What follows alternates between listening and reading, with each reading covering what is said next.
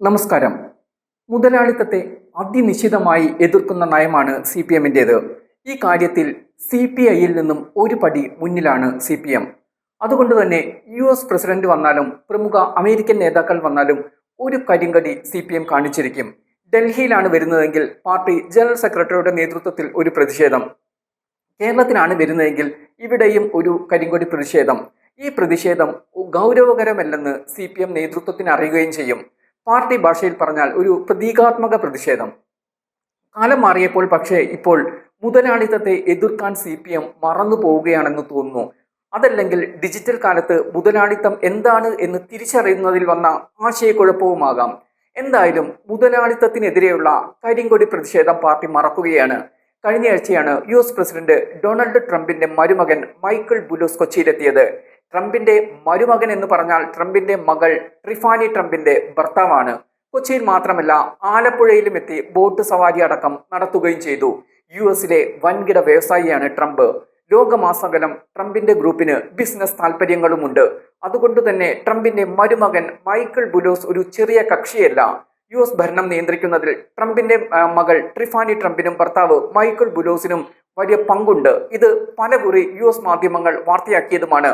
എന്നാൽ ട്രംപ് ഒന്നും ഗൗനിക്കുന്ന സ്വഭാവക്കാരനല്ല. മകളും ഭർത്താവും ഭരണത്തിൽ ഇടപെടേണ്ടതാണ് എന്ന അഭിപ്രായമുള്ള വ്യക്തി കൂടിയാണ് ട്രംപ്. ഇങ്ങനെ US ഭരണത്തിൽ നിർണായക ഇടപെടൽ നടത്തുന്ന ട്രംപിന്റെ മരുമകനാണ് കഴിഞ്ഞയാഴ്ച കേരളത്തിൽ വന്നു പോയത്.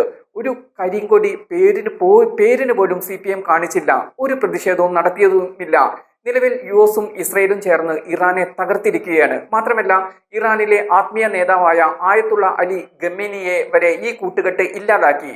കാര്യമായി ഒന്നും ഇറാനിൽ ഇപ്പോൾ ബാക്കിയില്ലാത്ത അവസ്ഥയാണ്. ഇറാനെ അനുകൂലിക്കുന്ന പാർട്ടിയാണ് സി പി എം. അതുമാത്രമോ, ഹമാസും ഗാസയും ഒക്കെ സി പി എമ്മിന്റെ ചങ്ക് കൂടിയാണ്. ഗാസയെ ഇസ്രയേലും അമേരിക്കയും തകർത്ത് തരിപ്പണമാക്കിയെന്ന് മാത്രമല്ല, ഹമാസ് നേതാക്കളെ മുഴുവൻ ഇസ്രയേലും US ഉന്മൂലനം ചെയ്തു. അമേരിക്കയും ഇസ്രയേലും ചേർന്ന് നടത്തുന്ന ഇറാൻ യുദ്ധം ഇപ്പോഴും തുടരുകയും ചെയ്യുന്നു. ഈ ഘട്ടത്തിൽ തന്നെയാണ് US ഭരണം നിയന്ത്രിക്കുന്നതിൽ ഒരു വലിയ പങ്കുള്ള ട്രംപിന്റെ മരുമകൻ മൈക്കിൾ ബുലോസ് കേരളത്തിലെത്തിയത്. ബിസിനസ് മാഗ്നറ്റായ മൈക്കിൾ ബുലോസിന്റെ വരവിന് പിന്നിലെ ലക്ഷ്യം എന്തെന്ന് വ്യക്തവുമല്ല. എന്തായാലും കേരള സർക്കാരിന്റെ അതിഥിയായാണ് മൈക്കിൾ ബുലോസ് കേരളത്തിലെത്തിയത്. സന്ദർശന വിവരം സംസ്ഥാന സർക്കാർ പുറത്തുവിട്ടിരുന്നില്ല. ഇതിലും ഒട്ടനവധി ദുരൂഹതകൾ നിലനിൽക്കുന്നുമുണ്ട്. എന്തായാലും ട്രംപിന്റെ മരുമകന്റെ വരവിൽ ഡൽഹിയിലോ കേരളത്തിലോ കരിങ്കൊടി പ്രതിഷേധം നടത്താൻ സി പി എം മറന്നു. ഇന്ത്യയിലെ സി പി എമ്മിന്റെ ഏറ്റവും കരുത്തനായ നേതാവ് പിണറായി വിജയൻ ചികിത്സ തേടിപ്പോയത് അമേരിക്കയിലാണല്ലോ എന്നുകൂടി ഓർത്തിട്ടാണോ കരിങ്കൊടി പ്രതിഷേധം വേണ്ടെന്ന് വെച്ചത് എന്നും അറിയില്ല.